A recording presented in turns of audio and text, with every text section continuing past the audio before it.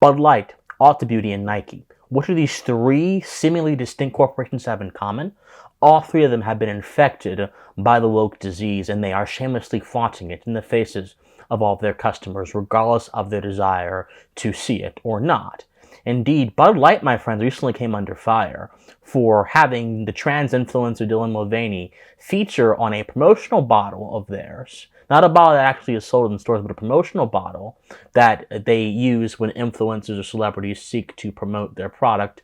And the CEO of the company that actually makes Bud Light, which is just one of their many brands, was actually quite eager to say that we're not actually selling this bottle of Bud Light with Dylan Mulvaney's face on it. We're just using their likeness to sell a product or whatever to celebrate Dylan Mulvaney's cartoonish 365 Days of Girlhood. Now, for those of you who are fortunate enough not to know who this individual, Dylan Mulvaney is a trans influencer on TikTok, as I mentioned a moment ago, who has this series called X Days of Girlhood, in which they go from a male to a female, supposedly. And during this series, Dylan Mulvaney displays and exhibits some of the most cartoonishly stereotypical and ridiculous ideas of what it means to be a woman and what it means to be a girl. I can play some of those for you right here just so you can get an idea. I am Eloise. I am 6. I'm a city child. I live at the Plaza Hotel, which is huge and wonderful. Day 3 of being a girl, and I've already become a bimbo. Yeah. The bimbos are bimboing. Love ya. Oh. Did you see that? I gotta get out of here. Did you see that? There's a dragon. Oh my god. Now, immediately the backlash to all of this was fierce and it was primal. Kid Rock shot some Bud Light and said that Bud Light, he's done with it entirely. He shot a bottle of Bud Light, and many people on social media were screaming and cursing and things of that sort. Now, of course, you have Nike, who shortly after Bud Light got panned and attacked for having Dylan Mulvaney on their bottle, Nike decided to put Dylan Mulvaney's face as the branding for its women's sports bra. This is right after the Bud Light situation, which was rather interesting. Ulta Beauty got panned and criticized for featuring Dylan Mulvaney in one of its video segments, in which Dylan Mulvaney was also accompanied by another trans individual, a biological man who supposedly has become a woman, and they were both talking about the product to promote it.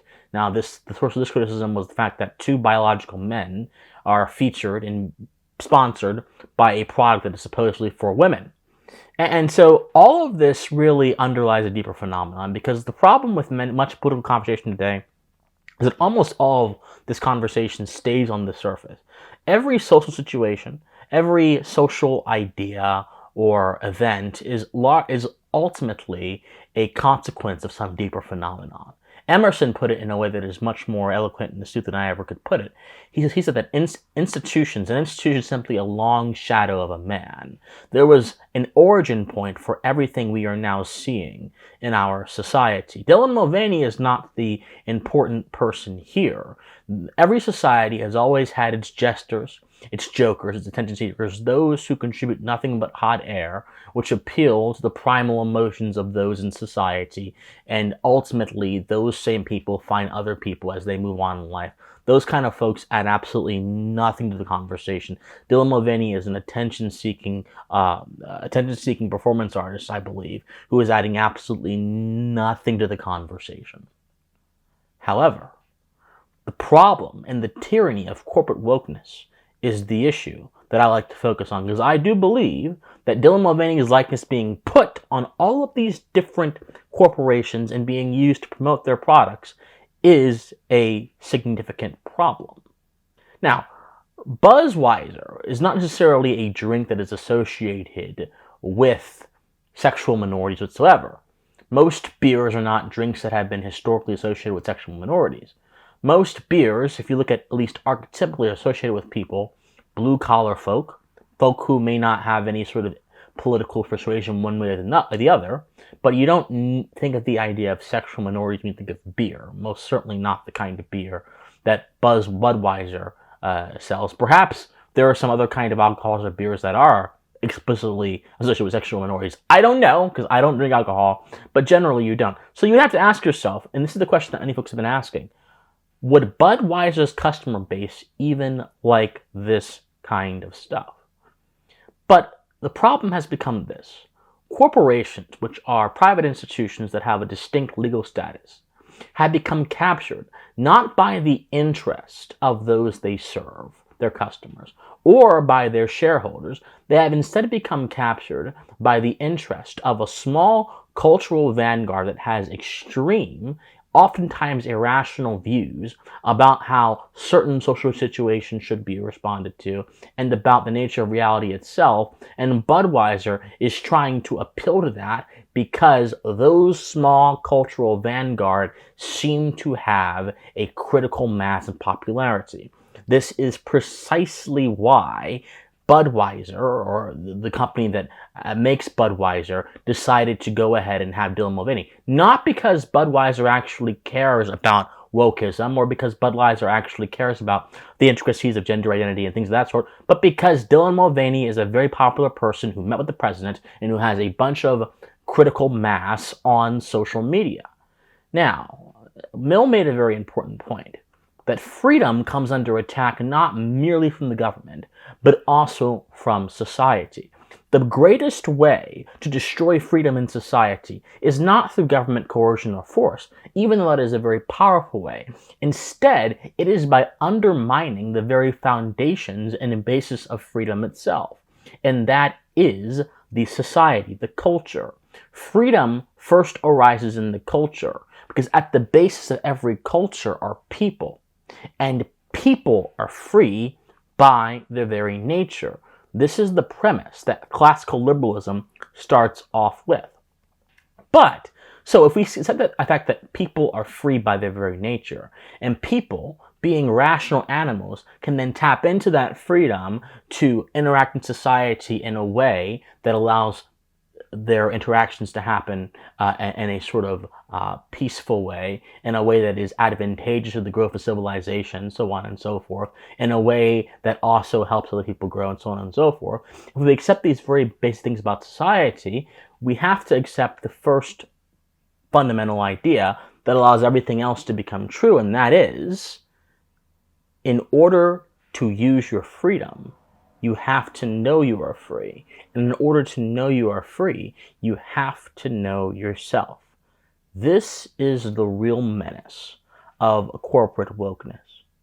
It uses a unkempt and primitive idea of the self and tries to sell that to a popular audience. This is a short-sighted approach. It is a fundamentally anti-human approach. What do I mean when I say that it uses a primitive understanding of the self? Well, again, to know the world, we have to first know ourselves. We, as people, ourselves are the vehicles in which we drive through the world on this journey of life. Which is one of the reasons why if you don't maintain yourself, if you don't eat healthy, if you don't exercise, if you don't groom yourself, if you don't do certain things, your ability to appreciate life will be reduced, regardless of what the body positive freaks tell you, regardless of what the people who have a false notion of self-love, not actual self-love, which includes what I'm about to say, but false self-love, which includes accepting your flaws as a given as opposed to trying to refine and perfect them on the journey of human flourishing. Those people, regardless of any of those people who happen to occupy the woke vanguard, tell you the self must be maintained for you to have any proper sense of the world. If the self falls, you're dead, and the world is no longer accessible to you. So you have a vested interest as a living person to maintain and take care of yourself. But if the self is tangled in nonsense ideas, such as the malleability of human nature, the malleability of identity insofar as it relates to your sexual orientation, or insofar as it relates to your sexual composition, your physiological composition as a human being, if the self is captured by all of these weird and false ideas, you will no longer have a true idea of yourself. The self will be shrouded in ignorance. There is a mass psychosis of ignorance happening in society.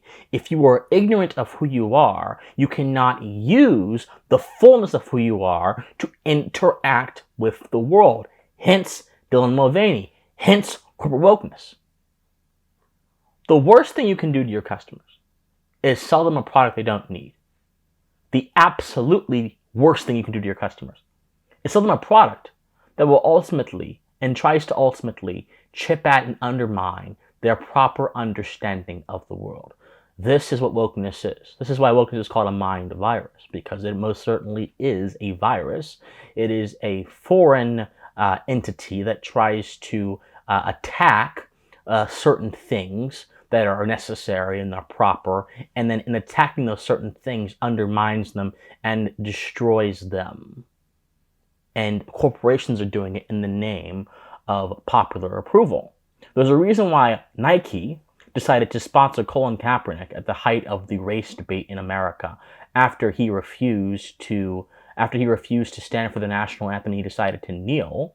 It's a reason why Nike stood by him, not because Nike actually supports what Colin Kaepernick did, but because Nike, once again, has this false idea of the self they're trying to sell to people, because they believe a very vocal minority of money people, of customers, will be the ones to approve of their virtue signaling. But the true problem of corporate tyranny is legitimizing and normalizing things that are ultimately destructive to human flourishing. And that is precisely what Bud Light has done. That is precisely what Nike is doing. That is precisely what Ulta Beauty did. And that is precisely what many other corporations who engage not only in this matter, but in a multitude of other political matters, and they do so in an uncritical way. That's what they do. Whenever you have a sports league that decides to become political, whenever you have a company that decides to make a political statement about something, as in a company that says, well, we are in support of LGBTQ rights, when all they do is sell hardware. Whenever you have a company that decides that it's important to get involved in the social fray this way, you must realize the danger this poses. What danger this poses? I'll close with this. In society, there are several different layers of society, and not all institutions operate on the same layer. For example, a family law court does not operate on the same layer of society that, say, a grocery store would, or a movie studio would. These are different layers of society that have their own people, their own terrain, their own environments. Think of society as a giant river.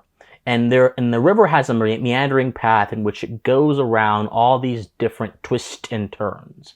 Think of society as the various twists and turns along the river. We're all on the same river, but not all of us are at every twist and turn. We all have our own little corner of the river, but the river is still the source of life that feeds us. Am I speaking to you guys right now? The river is the source of life that feeds us. We interact with the river. We take from the river, and ideally, in an ideal society, we give back to the river by developing our own creative potential and then putting our creative potential into the river to extract value for ourselves and the other person that is on the other side of the river. This is what voluntary exchange is. This is why capitalism is so powerful, because capitalism embodies the true potential, the true outcome of when the moral faculty and the creative faculty meet and man decides to use his creative potential for higher purposes, not just for himself, but also for others, to also enrich himself and his family. This is the interaction that happens on the river.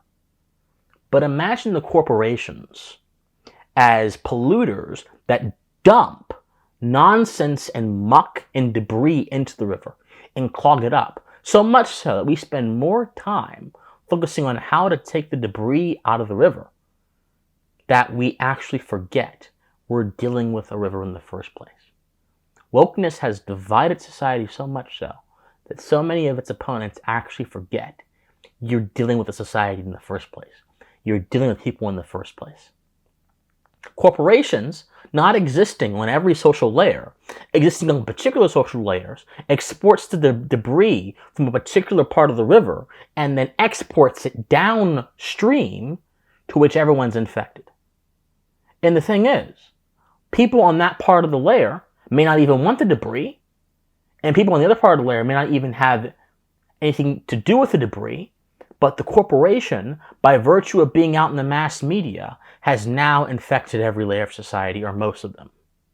When you understand a situation like this, you will see the threat posed by these ideas. Ideas that are reinforced by social institutions are unfortunately quite powerful and can indeed get closer to the halls of power, because the halls of power begin with influence. When you can influence something, you get near the halls of power. This is why Dylan Mulvaney was at the White House.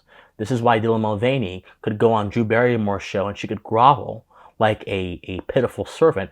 This is exactly why. Because the influence opened up the halls of power, and the halls of power, wanting to maintain their power, see, this is self-interest too, wanting to maintain their power, grow on their power, look at the influence, try to take from the influence like a parasite, and then transform it into something of their own.